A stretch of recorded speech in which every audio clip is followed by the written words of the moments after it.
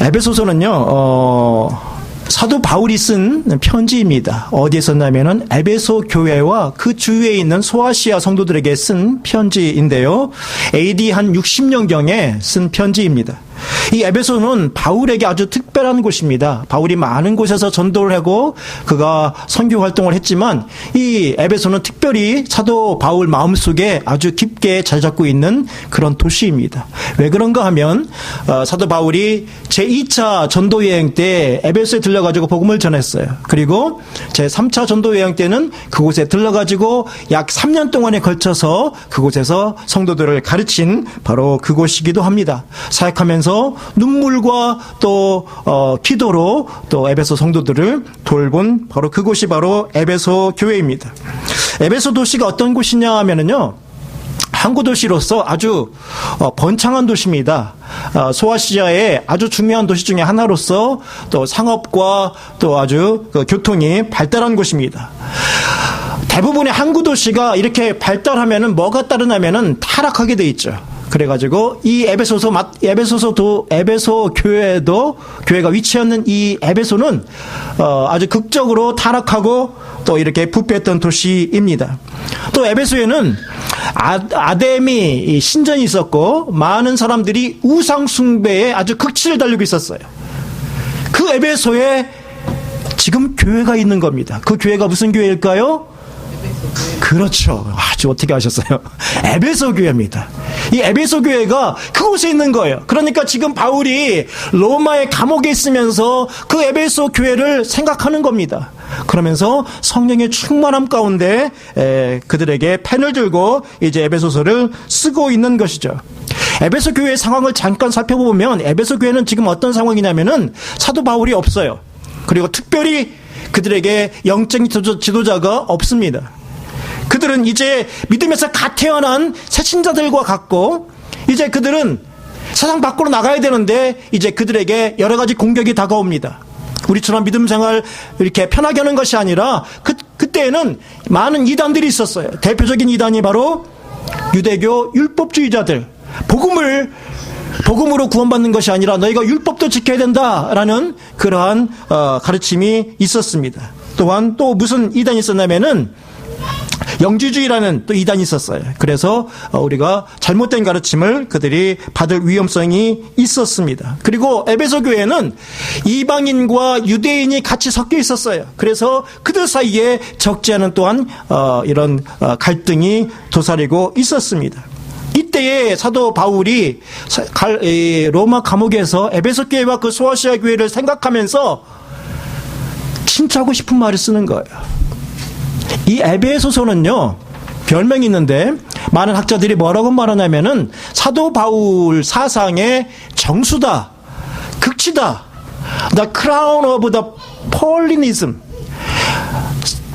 바울 신학의 왕관이다 할 정도로 에베소서가 아주 중요합니다. 그러니까 여러분은 이 13권의 이 사도 바울의 서신들이 있지만 이 에베소서는 6장밖에 되지 않지만 우리가 믿음 생활에서 우리가 교회는 무엇이고 교회는 어떻게 되어야 되고 그리고 또 우리가 믿음 생활을 어떻게 해야 되는지 과연 우리가 어떠한 믿음을 붙잡아야 되는지에 대해서 이 에베소서는 잘 말해주고 있다라는 것입니다. 에베소서의 특징 중에 하나는 엔 크리스토, 그리스도 안에라는 말이 많이 나와요. 그리스도 안에라는 말은 바울의 서신 가운데 총 164번이 나옵니다. 그런데 이 에베소서에만 몇 번이 나오냐면은 35번이 나와요. 이 6장 안에. 그러니까 사도 바울이 이 에베소서에서 중점적으로 말하고 싶은 것은 뭐냐면은 그리스도 안에. 그래서 오늘 말씀 제목이 예수 그리스도 안에라는 말씀 제목입니다. 이 에베소서를 생각하면서 사도 바울은 우리가 그리스도 안에 있어야 된다라고 말하고 있는 것입니다. 예수 그리스도 안에 무엇이 있습니까? 구원이 있어요. 예수 그리스도 안에 무엇이 있어요? 교회가 있어요. 예수 그리스도 안에 바로 우리가 머물러야 되는 이유입니다. 포도나무가 실어서 떨어지면 어떻게 되죠? 말라 비틀어져서 죽습니다.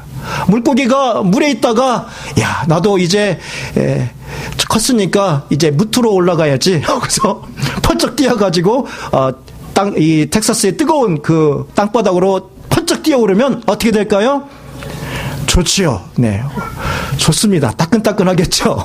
얼마 후에는 말라 비틀어지죠. 죽습니다. 우리가 그리스도인은 어디에 있어야 되냐면은 예수 그리스도 안에 있어야 그리스도인이 삽니다. 믿습니까? 바울은 그걸 말하고 있는 거예요. 너희가 그리스도 안에 있다라는 거죠. 그리스도 안에 있다. 1절에 이렇게 말합니다. 하나님의 뜻으로 말미암아 그리스도 예수의 사도된 바울은 에베소에 있는 성도들과 에베소 성도들은 누구냐 하면은 그리스도 예수 안에 있는 신실한 자들, 믿음 있는 자들에게 편지한다. 그리스도 안에 있는 자들에게 편지를 하고 있다라는 것입니다. 그렇다면은 그리스도 예수 안에 있는 믿음의 사람들에게는 무엇이 있을까요? 첫째로는 한번 따라해 보십시다. 택하심을 받은 은혜가 있습니다. 네. 그리스도 예수 안에 있는 사람들은 택하심을 받았는데 무슨 택하심이냐? 하나님의 자녀로 택하심을 받았어요. 하나님의 자녀로 택하심을 받았어요. 2절에 보니까 하나님 우리 아버지와 라고 말합니다. 잘 보세요. 하나님이 사도 바울과 에베소 교인들에게 하나님이 누가 되신다고요? 하나님 우리 아버지. 하나님 내 아버지가 아니라 우리 아버지다라는 것입니다. 그러니까 에베소 교회에게 말하기를 하나님은 너와 나의 누가 되신다? 아버지가 되신다는 거예요. 아버지. 하나님께서 우리의 아버지가 된다면 우리는 하나님의 누가 될까요? 자녀가 되는 거죠. 그렇죠. 아들, 딸이 되는 겁니다. 아들, 딸이 되는 거예요. 이게 바로 하나님의 은혜입니다. 사도 바울도 1절에서 하나님의 뜻으로 말미암아 그리스도 예수의 사도된 바울은이라고 말하고 있습니다. 사도 바울이 자기가 예수 그리스도의 사도가 된 것은 내 뜻대로 된 것도 아니고 누가 나에게 안수 주고 누가 나에게 이렇게 권위를 주어가지고 내가 사도가 된 것이 아니라 무엇으로 됐다고요? 하나님 아버지의 뜻. 하나님의 기쁘신 뜻으로 사도가 되었다라고 말합니다. 그것은 뒤집어 말하면 사도 바울뿐만 아니라 에베소 교회의 성도들도 그들이 세상에서 구별되어져서 거룩한 백성, 하나님의 백성이 된 것은 어떻게 된 거예요? 하나님의 뜻으로 된 거죠. 하나님의 뜻으로. 이것이 바로 하나님의 은혜라는 것입니다. 그래서 우리가 거룩한 자들이 되었다, 하나님을 섬기는 자들이 되었다라고 말씀하고 있는 것입니다. 에베소서요 1장 2절에 하나님 우리 아버지야 라고 말하면서 너에게 은혜와 평강이 있기를 바란다라고 말씀하고 있습니다. 요한복음 1장 12절에서는요 영접하는 자 곧 그 이름을 믿는 자들에게는 하나님의 자녀가 되는 권세를 주셨다. 믿습니까? 하나님의 자녀가 되는 권세를 주셨어요. 우리가 이 믿음을 소유하여서 누가 됐냐면 하나님의 자녀가 됐어요. 하나님의 아들, 딸, 공주가 되고 왕자가 됐습니다. 왕의 자녀가 되었다는 거죠. 이것은 큰 은혜입니다. 에베소서 1장 4절에는 곧 창세전에 그리스도 안에서 우리를 택하사 우리로 사랑 안에서 그 앞에 거룩하고 흠이 없게 하시려고 라고 말씀하고 있습니다. 그러니까 창세전에 그리스도 안에서 예수 그리스도 안에서 하나님이 우리를 어떻게 하셨다고요? 택하셨다고요. 우리를 택해서 하나님의 자녀를 삼아주셨다라고 말씀하고 있는 것입니다. 또 에베소서 1장 5절을 보면은요, 그 기쁘신 뜻대로 우리를 예정하사 예수 그리스도로 말미암아 자기 아들들이 되게 하셨으니라고 말씀하고 있어요. 우리가 하나님의 누가 되게 하셨다고요? 아들들, 딸들이 되게 하셨다라는 것입니다. 그러니까 하나님께서는 잘 보세요. 우리가 무슨 의로운 일을 해서 내가 다른 사람보다 좀 예쁘고 잘생겨서 돈이 많아서 많이 배워서가 아니라 내가 무슨 하나님 앞에 긍휼하심을 받고 하나님의 자녀로 택함 받을 무슨 자격이 있어서가 아니라 하나님의 전폭적인 은혜로 우리가 하나님의 자녀된 것을 믿으시길 바랍니다. 이게 하나님의 은혜예요. 택하심을 받은 은혜. 제가 요즘은 이제 제 아내가 일어나고 바빠서 제가 이제 장을 많이 보거든요. 그러니까 이제 제법 아주 장을 잘 봅니다. 빨리 필요한 것만 딱딱 고르고 옆에서 이렇게 과일 골라도 저는 벌써 딱 저를 뽑아주세요라는 과일이 눈에 쫙 보여요. 뚜뚜뚜뚜 하면은. 그래서 제가 잘 고릅니다. 네, 농촌 출신이기도 하지만. 근데 과일을 고르더라도 제가 아무거나 고를까요? 아니에요. 딱 보면은 압니다. 이건 맛있겠다. 뭐 틀린 것도 있지만 대부분 맞아요. 수박도 여러분 못 고르면 저한테 팁을 구하세요. 제가 고르면 거의 맞습니다. 틀릴 때도 있지만 대부분 맞아요. 그 수박이 온전하다면, 정상이라면 대부분 맞아요. 제가 수박을 고르든 복숭아를 고르든 아주 세밀하게, 아주 자세하게 내가 고르지만은 우리가 하나님이 우리를 택하실 적에는 우리가 좀 더 예뻐서, 우리가 좀 더 뭐 잘나서 그런 게 아니라 하나님이 그냥 우리를 사랑하셔가지고 일방적으로 조건 없이 무조건적으로 우리를 택하셨다는 겁니다. 믿으십니까? 이것이 있으면 우리에게 은혜예요. 이게 믿어지면 은혜입니다. 믿습니까? 믿어지는 게 은혜예요. 어떤 사람 믿으려고 해도 그냥 발광을 하고 그냥 어떻게 믿어보려고 성경을 읽어봐도 어떤 사람은 안 믿어진다고요. 안 믿어져요. 그런데 어떤 사람은 은혜가 임해가지고 하나님의 말씀을 읽고 하나님의 말씀을 들으면 아멘이 나온다고요. 이 사람은 하나님의 은혜가 있는 거예요. 은혜가 있는 거예요. 주 예수를 믿으라 그리하면 너와 내 집이 구원을 받으리라. 사도행전 16장 31절에 말씀하고 있는데 이 믿어지는 게 하나님의 은혜고 하나님의 자녀되는 은혜다라는 것입니다. 우리가 어떻게 하나님의 만왕의 왕의 자녀가 됩니까? 전적인 하나님의 은혜라는 거죠. 제가 예전에 인용한 예화이지만 저는 이 예화보다 더 좋은 예화를 찾지를 못했어요. 며칠 전에도 더 좋은 예화가 있을까? 아무리 찾았는데 없어요. 이 예화를 제가 가장 좋아하는데 잘 보세요. 왕이 행차를 합니다. 사극 좋아하시죠?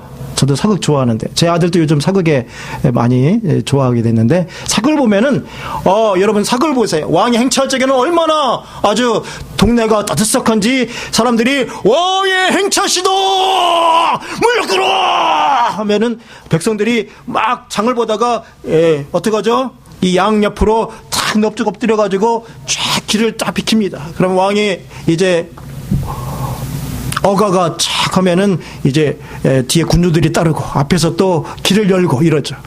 그러면 백성들이 벌벌벌 떨죠. 그러다가 누가 왕의 얼굴 좀 봐야겠다. 왕이 얼짱인가 아닌가 한번 봐야겠다. 그래서 고개를 쳐들면 어떻게 될까요? 군주들이 그냥 창끝으로 툭 칩니다. 감히 어디에 얼굴을 들고 말이야. 왕 행차신데. 그러면 고개를 다 쳐들지 못하고 수그리고 있죠. 그때 왕이 어가를 멈추거라 라고 말합니다. 백성들을 쭉 둘러보다가 저 구석에 옷도 찢어지고 깡통을 든 거지가 있어요. 냄새가 나고 사람들은 그 주위에 아무도 없습니다. 그 거지가 벌벌벌 떨고 있는데 왕이 갑자기 신하를 부릅니다. 여봐라 저 거지를 데려오너라 라고 말하죠. 이 거지는 이제 죽었다. 오늘이 내 제삿날이다 라고 생각을 하겠죠. 왕이 나를 부르다니. 궁궐에 들어가자 이 거지가 사시나무 떨듯이 벌벌벌 떱니다. 왕 앞에 내가 무슨 죄를 지었길래 당장 내 목이 달아나겠구나 라고 싶은데 이 왕이 신하에게 명령을 하죠. 이 거지에게 목욕을 시키고 그리고 오일을 바르고 손에 금가락지를 끼우고 왕자의 옷을 입히고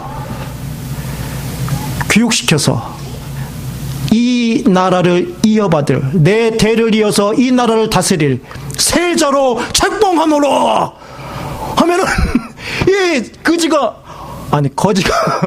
어떤 마음이 들까요? 정신을 못 차리겠죠. 왜요? 이건 자기가 받을 자격이 전혀 1%도 없는데 그 많은 사람 중에 이런 자격을 받을 사람은 자기가 아무리 생각해도 1%의 가능성도 없는데 일방적으로 왕이 자기를 아들 삼아주는 거예요. 이게 바로 뭡니까? 은혜라는 겁니다. 우리가 하나님의 아들, 딸 된 것도 마찬가지예요. 저와 여러분이 아무 자격이 없음에도 우리가 하나님을 떠나 원수 되었을 때에, 우리가 하나님을 떠나 이방인 되었을 적에, 우리가 하나님을 떠나 죄인 가운데 멸망받을 수 없을 적에 하나님이 창세전에 우리를 먼저 택하셔서 하나님의 아들, 딸로, 왕자로, 공주로 삼으셨다는 겁니다. 할렐루야! 이것이 바로 하나님의 은혜예요. 내가 좀 잘나가지고, 내가 좀 뭐 해가지고, 그것이 내가 하나님 앞에 선택받는 이유가 됐다면 우리가 좀 불안하죠. 내가 좀 잘못하면 하나님이 그것을 철회할 수도 있으니까. 그런데 아니라는 거예요. 하나님의 자녀가 된 것은 전적인 하나님의 은혜다, 전적인 하나님의 뜻이다라고 사도 바울은 말하고 있는 겁니다.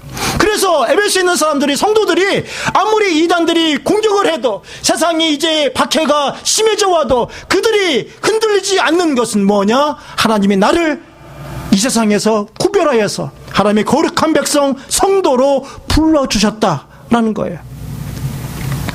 이 은혜가 저와 여러분에게도 동일하게 임하는 줄 믿으시길 바랍니다. 두 번째로요, 그리스도 예수 안에 있는 믿음의 사람들에게는 무엇이 있을까요? 오늘 본문을 통해서 본다면은 두 번째로는 한번 따라해 보십시다. 구원을 받은 은혜가 있습니다. 구원을 받은 은혜가 있습니다. 네, 구원을 받은 은혜가 있어요. 이 구원을 받은 은혜는요, 전적인 하나님의 은혜입니다. 무조건적인 은혜고 값없이 주시는 은혜예요. 제가 아주 좋아하는 구절이 에베소서 2장 8절인데, 너희는 그 은혜에 의하여 by faith, through faith by grace, 그 하나님의 은혜에 의해서 믿음으로 말미암아 구원을 받았으니 이것은 너희에게서 난 것이 아니요 하나님의 선물이다. 선물은 그냥 주는 거죠. 값 주지 않고 그냥 주는 게 선물이에요. 선물 주면서 너 이거 $500 줘. 그러면 이게 선물이 아니죠. $1도 받으면 선물이 아니에요. 선물은 뭐예요? 거저 주는 거예요. 구원은 하나님이 우리에게 거저 주는 겁니다. 믿으십니까? 이것이 하나님의 은혜예요. 은혜예요. 그 은혜에 의해서 by grace 우리가 구원함을 받았다. 사도 바울도 베드로도 수많은 사도들이 여기에 대해서 의심의 여지 없이 못 박습니다. 우리가 구원을 받는 것은 전적인 하나님의 뭐다? 은혜다라는 거예요. 그래서 저는 확신해요. 제가 당장 오늘 죽어도 나는 하나님의 백성으로 천국 간다. 이 확신이 어디서 나는 겁니까? 내가 죄를 안 지어서요? 성격이 좋아서요? 잘생겨서요? 아니죠. 아니, 잘생겨서 하면 여러분 좀 웃어야 되는데, 안 웃으니까 제가 이상한 사람이 되는 건데, 아무튼, 그렇지 않다는 거죠. 전적인 하나님의 은혜로 내가 구원함을 받았다는 거예요. 예수 그리스도의 그 피 흘리심으로 내 죄값이 치워지고 나는 당당하게 하나님의 백성으로 살아갈 수 있다라는 것입니다. 존 뉴턴이라는 사람이 있는데요. 이 사람이 노예를 파는 노예 상인 그 배에 아주 선장이었어요. 그러면서 많은 사람들을 아프리카에서 이제 노예들을 이제 끌어모아 가지고 팔았습니다. 그가 아주 장사하기 위해서 이렇게 사람들을 팔다가 아무 죄책감 없이 그렇게 했어요. 그러다가 그가 1748년 5월 10일 그가 22살 때 어떤 일이 일어나면은 그에게 큰 전기를 맞이하게 되는데, 그가 노예선을 몰고 가던 그 배가 갑자기 큰 폭풍우를 만납니다. 엄청난 폭풍우 앞에 이 선장은 깜짝 놀라요. 야, 이제 직감을 합니다. 요 폭풍우로 내가 이 배로는 뚫을 수가 없다. 난 이제 죽겠구나라고 생각합니다. 그의 어머니가 존 뉴턴을 위해서 기도했어요. 기도를 가르쳐줬어요. 그런데 이 존 뉴턴은 그때까지 고백합니다. 내가 22살 되는 때까지 진심으로 내가 기도한 적은 없었다라고 고백해요. 그런데 그가 무릎을 꿇고 하나님 앞에 진심으로 첫 번째로 기도합니다. 하나님, 저를 도와주십시오. 하나님, 저를 한 번만 살려주십시오. 그가 기도해요. 그리고 하나님의 기적적인 도우심으로 그가 폭풍우가 이제 멈춰지고 그 배가 무사히 도착지에 도착하게 됩니다. 이제 존 노트는 자기는 이제 죽었는데 하나님의 은혜로 자기가 다시 살았다는 것을 고백하고 이제 새로운 삶을 살기 시작합니다. 그 예수를 바로 믿고 나 같은 죄인을 어찌 하나님이 나를 사랑하셔서 믿음을 주시고 구원하셨는가 라고 고백하면서 많은 사람들에게 설득하여서 노예를 팔고 사는 일을 없애는 법안을 만들도록 하고, 이제 그가 하나님의 은혜에 감동되어서 이제 곡을 쓰게 됩니다. 그 곡이 여러분이 잘 아는 나 같은 죄인 살리신이라는 곡입니다. Amazing grace, how sweet the sound that saved a wretch like me. I once was lost, but now am found. Was blind, but now I see. 나 같은 죄인 살리신 주 내 놀라워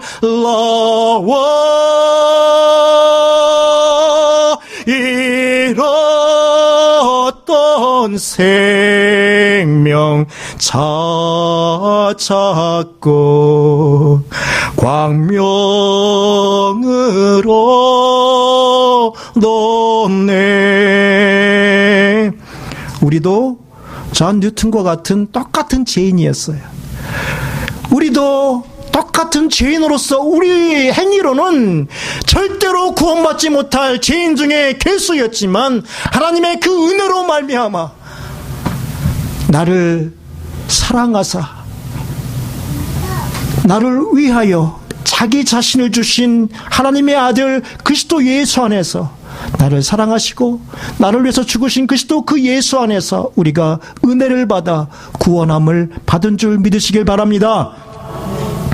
세 번째로요, 그리스도 예수 안에 있는 믿음의 사람들에게는 무엇이 있을까요? 마지막으로 따라해 봅시다. 성령의 인치심을 받은 평강이 있습니다. 네, 성령의 인치심을 받았다라는 말은 여러분 도장 찍는 거 아시죠? 마크 되는 거. 예전에 저도 시골에 살았는데 우리 소가 있으면 섞일까봐, 다른 소와 섞일까봐 인을 치더라고요. 그러면은 이 소는 내 소. 예전에 노예들도 인을 쳤어요. 문신. 그러니까 문신 좋아할 거 아닙니다. 네. 뭐 예쁘게 살짝 예쁘게 하는 건 괜찮지만 너무 그렇게 막 뒤에 막 용그림 넣고 막 이러면은 다른 사람들이 무서워해요. 사실 이 근원이 노예들에게 인을 쳤어요. 이건 내 거다라고 하고. 노예들은 여기 또 귀에 또 뭐 건강상 귀 뚫는 건 괜찮지만 예전에는 또 이렇게 귀를 뚫어 가지고 이건 내 노예다. 그렇게 했어요. 근데 이 성령의 인치심을 받았다는 것은 뭐냐? 우리가 하나님의 은혜로 하나님의 자녀로 택하심을 받고 하나님의 자녀로 우리가 구원함을 받았어요. 여기에 우리가 불안할 필요가 없고 우리가 평강을 누릴 수 있는 것은 무엇이냐면은 하나님의 영, 하나님의 성부 하나님께서 성부 하나님께서 성령으로 우리 가운데 거하셔서 무엇을 해주신다? 보증을 해주신다. 개런티를 해준다라는 겁니다. 개런티를 해준다는 거예요. Deposit guarantee를 한다는 겁니다. The Holy Spirit is guarantee 한다는 거죠. guarantee. 뭘 보증한다는 거예요? 우리가 하나님의 택하심을 받은 자녀고 우리가 하나님의 구원하심 받은 사람이고 우리가 장차 거할 곳은 이 땅이 아니라 영원한 하나님의 나라 천국이다. 이렇게 여기에 대한 인치심입니다. 할렐루야. 여기서 우리가 무엇을 느끼냐면은 평강을 누리는 거예요. 평강입니다. 우리가 생각하는 평강하면은 무엇이 생각나죠? 야, 아무 걱정 없고, 그죠? 세상 가운데 아무 염려 없이 사는 것이 평강이다라고 생각을 하는데 그렇지 않아요. 어떤 선생님이 이제 미술학원 졸업생들에게 이제 과제를 냈습니다. 너희들이 평강, 피스라는 주제로 너희들이 한번 멋지게 졸업하는데 한번 그림을 한번 그려봐라. 라고 했어요. 그러자 이 졸업생들이 이제 내가 한번 걸작을 한번 만들어 보리라. 이 평화, 이 평강, 피스라는 주제로 그림을 막 그려봅니다. 지금까지 배웠던 모든 미술 기법을 다 총동원해 가지고 그려봅니다. 스케치를 쫙 하고 물감을 쫙 그리고 그 중에서 많은 학생들이 좋은 그림을 그렸지만 특별히 두 개의 그림이 이 선생님의 눈에 딱 띄는 거예요. 첫 번째 그림은 뭐냐? 한 학생이 그린 그림인데요. 이 학생은 아주 조용하고 아름다운 숲속을 그렸습니다. 그리고 그 숲속 가운데 아름다운 산골짜기로 둘러싸인 호수가 있어요. 아름다운 푸른 산이 있고 그 잔잔한 호수가 있는데 그 잔잔한 호수 옆에 또 푸르른 또 풀밭이 있습니다. 그 풀밭에는 또 소들과 양들이 또 아주 평화롭게 풀 뜯고 있어요. 그리고 그 옆에는 풀 뜯고 어떤 또 양들은 낮잠을 자고 그리고 그 호수에는 또 사람들이 낚시를 하고 있습니다. 얼마나 평화로워요. 거기에는 바람 한 잔 먹고 조용한 새소리와 함께 아주 고요한 이런 숲속의 광경입니다. 이 학생은 이 평화를 잘 그린 거예요. 평강이죠. 이 교수가, 이 선생님이 또 하나의 작품을 보니까 아주 대조적입니다. 이 학생은 어떻게 그렸는가 하면은 바다 앞에 절벽이 있어요. 근데 때마침 폭풍우가 몰아칩니다. 바다가 이제 바람으로 인해서 파도가 밀려오고 그 파도가 절벽을 때리고 절벽에서 때린 그 파도들이 이제 물거품을 일으키면서 다시 바다로 밀려갑니다. 바람이 엄청 불자 그 나무가지에서 나뭇잎들이 떨어지고 또 많은 또 비바람이 불어옵니다. 여기에는 평강이 있어요, 없어요? 없어요. 그래서 이 선생님이 어떻게 저 학생이 내가 평강이라는 제목으로 그림을 그리라 했는데 이렇게 그랬을까라고 생각했는데 자세히 보니까 그 절벽에 구멍이 있어요. 그 절벽 사이에 이 갈매기가 이제 한 둥지를 틀었습니다. 그리고 한 쌍이 그 둥지에 보금자리를 마련하고 거기에 태어나지 얼마 되지 않은 새끼들이 그 엄마 곁에서 거의 잠들고 있는 거예요. 지금 파도가 밀려오고 있고 거센 바람이 밀려오고 있고 그리고 지금 비바람이 쳐서 그곳에 지금 물이 새든지 말든지 그 갈매기들의 새끼들은 아랑곳하지 않고 그 엄마 아빠 품 옆에서 눈을 감고 아주 평화롭게 낮잠을 자고 있는 거예요. 이 선생님이 어느 작품을 1등으로 뽑았을까요? 모르시죠? 선생님의 맘입니다.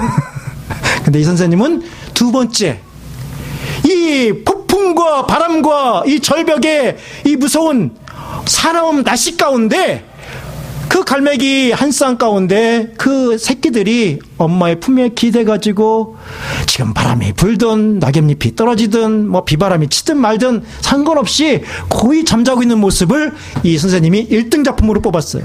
잘 보세요. 여러분, 예수 그리스도 안에 평강은 뭐냐면요, 하나님 내게 아무 어려운 일도 없게 해주세요. 하나님 만사 형통하게 해주세요. 내게 뭐 그냥 기도하는 대로 하나님 다 해결해 주셔서 나는 염려 근심 없고 그래야 내가 평화가 있습니다. 이것이 아니에요. 평강은 무엇이냐? 사도 바울은 지금 어디서 이 에베소서를 쓰고 있습니까? 로마 감옥에 쓰고 있어요. 로마 감옥에서 차디차고 세상 사람들이 보기에는 참 불쌍하다, 참 어리석다, 어떻게 복음 전하다가 저런 대우를 받는가, 어떻게 예수 때문에 저런 인생을 사는가라고 말할 정도로 몰골은 사람들에게 내세울 만한 것이 없고, 사람들은 그를 저주받았다고 말할 수도 있고 불쌍하다고 말할 수도 있고, 그럼에도 불구하고 사도 바울 마음속에는 세상이 로마 황제의 통치 아래서 뒤숭숭할지라도 그 로마 감옥에 있는 사도 바울의 마음속에는 무엇이 있었을까요? 평강이 있어요. Peace. Peace in Christ. 왜요? 거기에 대한 확신이 있거든요. 나를 하나님의 뜻대로 사도로 삼으셨고, 내게 구원함을 주셨고, 내게 사명감을 주셨고, 내가 장차 이제 얼마 남지 않은 사명을 다 감당하고, 내가 이제 주님의 부르심을 받으면 나를 위하여 장차 의의 멸관이 예비되어 있다. 할렐루야! 이런 확신이 사도 바울에게 있었어요. 그러니까 사도 바울에게는 평강이 있는 겁니다. 그러면서 감옥에 있는 사람이 감옥 밖에 있는 사람들한테 뭐라고 말합니까? 너희에게 은혜와 평강이 있을지어다 라고 말하는 거예요. 왜요? 그에게는 이미 평강이 있거든요. 세상이 주는 평화가 아닙니다. 세상이 주는 만족이 아닙니다. 많은 사람들이 착각을 해요. 내게 평강은 내가 만족할 때 온다라고 착각해요. 내가 세상에서 성공하면은, 내가 세상에서 돈을 많이 벌면, 내가 세상에서 출세하면 그때 내가 조금 달 좀 피고, 내가 그때 좀 심도 없고, 내가 그때 좀 하나님 앞에 좀 평화롭게 살 수 있겠지, 안락한 삶을 살겠지 라고 착각을 합니다. 근데 잘 들으세요. 저와 여러분이 숨을 쉬는 동안 주님 앞에 서는 그날까지 세상은 여러분을 가만두지 않습니다. 항상 비바람이 불고, 하나 문제 해결하면 또 문제가 또 생기고, 우리 아픈 절벽 가운데 우리가 바람이 불고 세찬 비바람이 치는 것처럼 우리 인생이 그래요. 여러분, 그것을 멈춰달라고 기도하지 마세요. 이것이 인생이에요. 그런데 저와 여러분의 마음속에 주님께서 주시는 평강이 있기를 원합니다. 할렐루야. 사도 바울이 에베소 교인들에게 그것을 말하는 거예요. 네가 만사 형통하기를 바란다, 네가 잘 되기를 원한다, 이것을 말하는 게 아니라 네 안에 하나님이 주시는 은혜와 평강이 있을지어다. 이 평강은 로마 황제도 막을 수가 없는 겁니다. 세상에 어떤 핍박과 환난이 닥쳐도 그것을 막을 수는 없어요. 그들이 나중에 사자의 밥이 될지라도 이 평화를 그들에게 빼앗아갈 수는 없는 것입니다. 예수님께서는 내가 너에게 평화를 주노니, 평강을 주노니, 이 평강은 세상에 주는 평강과 같지 않다라고 말씀하셨습니다. 그리스도 예수 안에 있는 사람들은요, 바로 하나님의 은혜와 평강을 맛보는 사람입니다. 예수 그리스도 안에 무엇이 있습니까? 바로 택하심을 받은 은혜가 있어요. 저와 여러분이 하나님의 이 은혜 안에 늘 충만히 거하기를 바랍니다. 이 하나님의 은혜 안에 저와 여러분이 늘 거하세요. 나를 하나님의 자녀로 삼아주신 그 하나님의 사랑을 여러분이 절대 의심하지 마세요. 그런 평강이 여러분을 붙들어요. 평강은 어디서 찾아오는가? 확신에서, 믿음에서, 구원의 확신에서 찾아옵니다. 미래에 대한 확신이 불분명하면 평강이 없어요. 그런데 하나님이 내 인생을 붙들어 주시고, 하나님이 내 상황이 어떻든지 간에 하나님이 나를 사랑하시고 나와 함께 계시고 변함없이 나를 지켜주신다, 이런 확신이 있는 사람은 그 마음에 평강이 있는 것입니다. 저 아이들이 둘 있는데 막 폭풍 어떤 썬더스톰이 막 오고 비바람이 치고 바람이 불고, 여기 한번 또 텍사스 날씨가 또 이렇게 확 끊어잖아요. 그래서 이렇게 무덥다가 한번 썬더스톰이 오면은 또 언제 그랬냐는 듯이 아주 무섭게 오는데, 먹구름이 몰려오고 바람이 불고 토네이도 워닝이 뜨고 이래요. 어떤 때는. 그러면 이 아이들이 방에서 이불을 뒤집어 쓰고 벌벌벌 떱니다. 아빠 소리 지르고 막 이래요. 막 밖에서 막 사이렌 소리도 막 들리고 이러면,